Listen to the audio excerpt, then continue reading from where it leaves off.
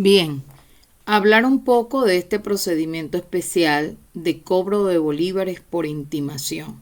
Estamos hablando de un juicio contencioso, de materia contenciosa especial, que se diferencia del ordinario precisamente por las condiciones de admisibilidad que exige este procedimiento. En primer lugar, estamos hablando que el objeto de la pretensión se trata de cobro de bolívares. En primer lugar, la reclamación de cosas fungibles o la reclamación de un bien mueble. En primer lugar, ese es el objeto de la pretensión. Además de que se trate de un derecho de crédito exigible por el pago de un cobro de bolívares, ese cobro de bolívares tiene que ser líquido y debe ser exigible y no puede estar sometido a ninguna condición ni de tiempo ni de lugar para que inmediatamente se haga exigible y poder pretender o presentar esta demanda por este procedimiento especial. En segundo lugar, pudiéramos hablar también que un requisito de admisibilidad es que el juez ante quien se presentó la demanda sea el juez competente. En este caso, la norma nos habla de que el competente será el del domicilio del deudor. ¿Por qué? Porque estamos hablando de un derecho de crédito personal. Ya sabemos que se aplica el fuero personal. Pero esto es en cuanto a la competencia por el territorio. Pero también es menester que se cumplan los otros requisitos tanto para la competencia por la materia como para la competencia por la cuantía. En este caso, pues será competente el juez civil si la reclamación, si ese cobro de bolívares es producto de una obligación dineraria entre particulares. Aparte de esto, en cuanto a la cuantía, esa demanda debe ser estimada en la suma total de todos los conceptos reclamados en la demanda. Esa suma total debe ser llevada a unidades tributarias y una vez contabilizada el monto total de las unidades tributarias, podemos estimar entonces cuál es el juez competente, si será el juez de municipio o si será por el contrario el juez de primera instancia, dependiendo si el valor el monto total de las unidades tributarias supera las 15.000 unidades tributarias. Eso en primer término para establecer el juez competente.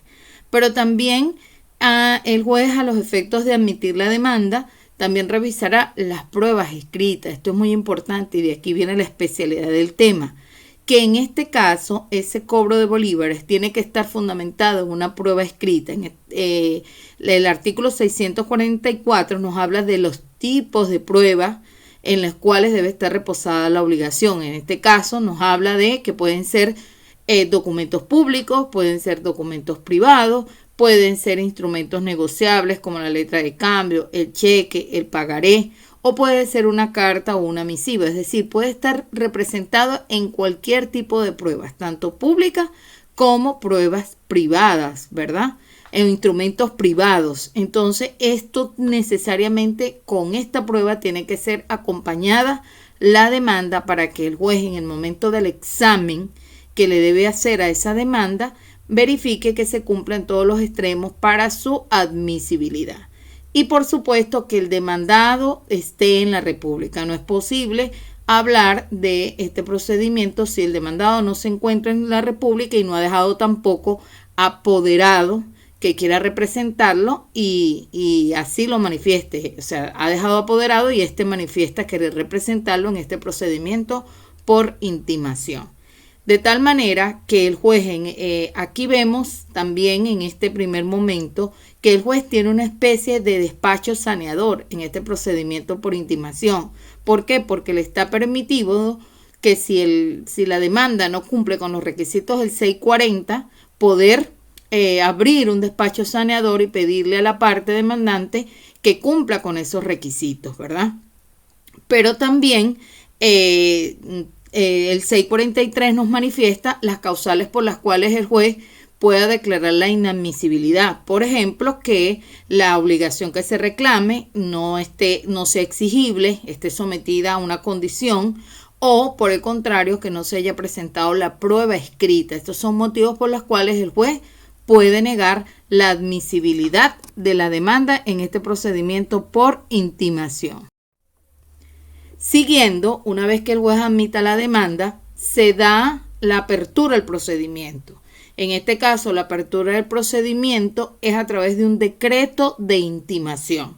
Aquí encontramos esa gran distinción que nos habla que este decreto por intimación es fundamental en este procedimiento, visto que vamos a ver cuál va a ser la actitud que va a tomar el demandado y si el demandado no paga ni tampoco hace oposición, pues este decreto va a adquirir firmeza, va a pasar a tener el carácter de cosa juzgada. Por eso es muy importante que ese decreto de intimación cumpla cada uno de los requisitos que establece el 647, donde se especifique quiénes son las partes, donde se especifique el objeto de la pretensión, donde se especifique todas y cada una de las cantidades reclamadas y donde también se le haga conocer al demandado que tiene un lapso para hacer oposición y que si no hace oposición se le hace la advertencia de que ese decreto adquirirá el carácter de cosa juzgada. De tal manera que este decreto de intimación es fundamental en este procedimiento. Una vez que se emite ese decreto por intimación, se da paso a la siguiente fase, que sería intimar al demandado, es decir, ponerlo en conocimiento y hacerle saber la advertencia que dice ese decreto por intimación. Fíjate que aquí vamos más allá de una simple citación. Cuando nosotros hablamos de citación, hablamos de una invitación a venir al proceso y defenderse. Y si no se viene al proceso a defenderse, pues se debe asumir las consecuencias que ello implica, que serían los efectos de la confesión ficta. Pero aquí no es una simple invitación. Aquí esa orden va mucho más allá, porque se le hace saber que si él no comparece en ese lapso, ni paga ni se opone, lógicamente ese decreto va a adquirir el carácter de cosa juzgada e inmediatamente se pasará a la fase de ejecución de sentencia. Y esta es la gran novedad o la gran especialidad que tiene este procedimiento por intimación. Pero vamos a pararnos y detenernos un poco en esa intimación. Está prevista en los artículos 649 y 650. Cuando nosotros hablamos de intimación, estamos hablando que el artículo 649 nos dice que la intimación podrá ser personal, pero también la intimación podrá ser por cartel. Y cuando nos habla de la intimación personal, nos remite a las normas establecidas para la citación ordinaria, es decir, nos remite a los artículos 216 al 224 que lo aplicamos en materia de procedimiento ordinario, es decir, de manera personal. Agoto la intimación personal.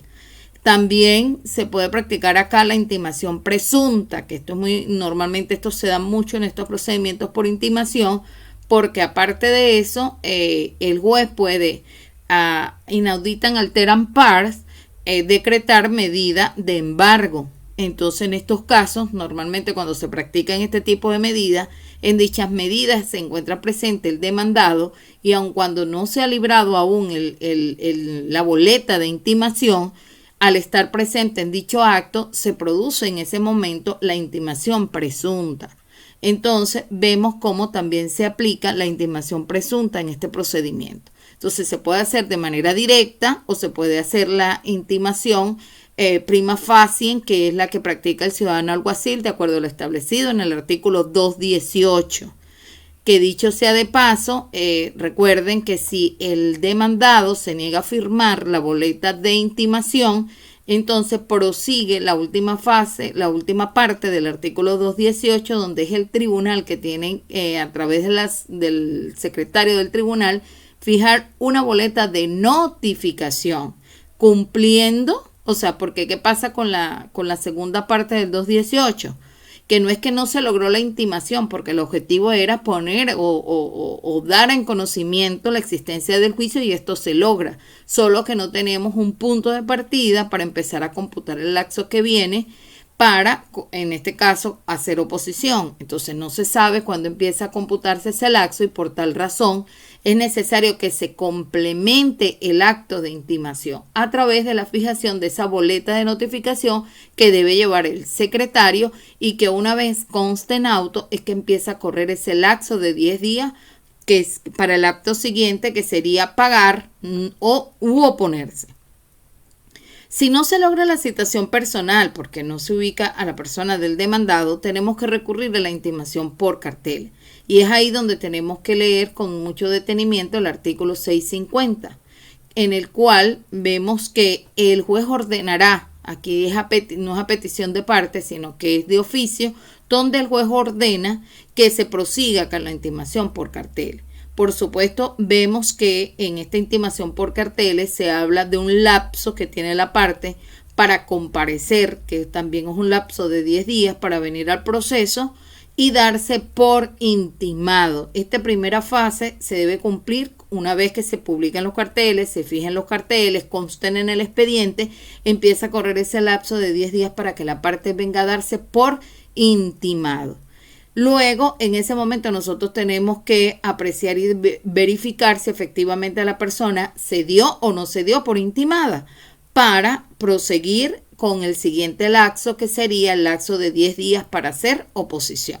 Entonces no podemos confundir el primer lapso establecido en el 650 cuando se da la publicación de la intimación por carteles, que es el lapso de 10 días para concurrir al tribunal a darse por intimado, con el lapso que se va a abrir vencido estos 10 días, que sería el lapso para hacer oposición. Entonces, estos dos momentos procesales tenemos que distinguirlos. Asimismo, de no comparecer el intimado en ese lapso de 10 días, necesariamente hay que proseguir al nombramiento del defensor judicial. Pero este defensor judicial, que tiene también varios momentos procesales a destacar, primero tiene que nombrarse el defensor judicial o el defensor ad litem, tiene que venir al proceso y juramentarse, tiene aceptar el cargo, juramentarse y por supuesto darse por intimado. Una vez se cumplan estos 4 pasos, es que se abre la oportunidad entonces para que el intimado, en este caso el defensor judicial intimado, proceda a abrírsele a él el lapso de 10 días para hacer oposición. Entonces, una vez que se logra la intimación de manera personal o por carteles, inmediatamente se va a aperturar ese lapso de 10 días. Ese lapso de 10 días es, en primer lugar, para pagar.